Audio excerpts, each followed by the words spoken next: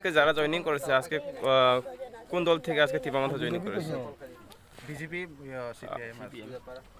আজকে চণ্ডীপুর বিধানসভার অন্তর্গত ৪৪ নম্বর বুথে, এটা ভুইয়াপাড়া এলাকা, এখানে বাগান শ্রমিকদের বাস। এখানে আজকে এই এলাকার ৪০ পরিবারের ২১০ জন বিজেপি এবং সিপিআইএম ছেড়ে তীব্রমাথা পার্টিতে যোগদান করেছে। আপনার কি মনে হয় এবার কি আপনি জয় হবেন? আমার দৃঢ় বিশ্বাস যে ৫২ চণ্ডীপুর কেন্দ্রে যে আমাদের তীব্রমাথা আমাকে প্রার্থী করেছে, আমি নিশ্চিন্ত যে এই কেন্দ্রে আমার বিজয় নিশ্চিন্ত, সেটা আমি বুঝতে পেরে গেছি এখানের মানুষের সারা দিয়ে। নিলাম, পরীক্ষা নিলাম, এটা আমি চাকরি করতে গেলি।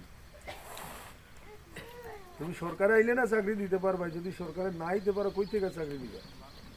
এতজন মানুষ, প্রায় ৫০,০০০ ভ্যাকেন্সি আছে চাকরি দেওয়ার মতো, সেই চাকরিগুলো তারা দিচ্ছে। ৫ বছরে তারা যে কাজের খতিয়ান তারা আপনার বাড়িতে একই জায়গায় আপনি ঘর পাইছেন নি, গ্যাস পাইছেন নি, ভাতা পাইতেছেন নি, তারা জায়গায় এই কাজগুলো তারার কাজ না, এই কাজগুলো দিল্লির সরকার করে। আমারে ঘর দিল্লি সরকার দিতেছে নাকি ত্রিপুরা সরকার দিতেছে, আমারে ল্যাট্রিন দিতেছে কি দিল্লির সরকার, নরেন্দ্র মোদীর সরকার দিতেছে।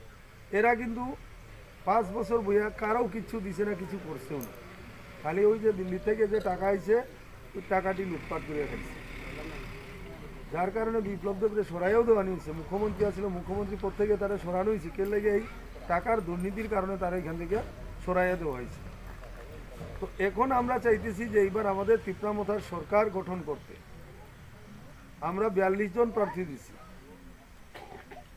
এই ৪২ জনের মধ্যে ২০টা সিট হইল গিয়া এসটিদের লেগে রিজার্ভ, এখানে এসটি ছাড়া কেউ দাঁড়াইতে পারতো না। বাকি ২২টা সিটে আমরা প্রার্থী দিছি। ২২টার মধ্যে ১৩টাতে আমরা বাঙালি দিছি, ২টাতে মুসলমান আছে, ২টাতে একটু এই মহারাজ নাকি বাঙালি দেখতে পারে না, বাঙালি দেখতে না পারলে বাঙালিকে ক্যান্ডিডেট কে লাগিয়ে দিল।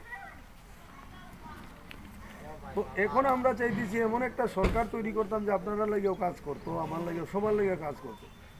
তো আমরার যে নির্বাচনী ইস্তাহার, আমরা সরকার আইলে কি কি করব, সেই নির্বাচনী ইস্তাহারে আপনারা যারা বাগান শ্রমিক তাদের লাগিয়া কোয়া হয়েছে যে ১৭৫ টাকা না ৭৬ টাকা তাদের মজুরি প্রত্যেক দিনে। তো এই এবং জেনারেল একজন কাজ করে তার মজুরি কত, ৩৫০ টাকা। ওই আমাদের সরকার যদি আয়ে আমরা আপনার যে মজুরি এটাও ৩৫০ টাকা করা হয়েছে।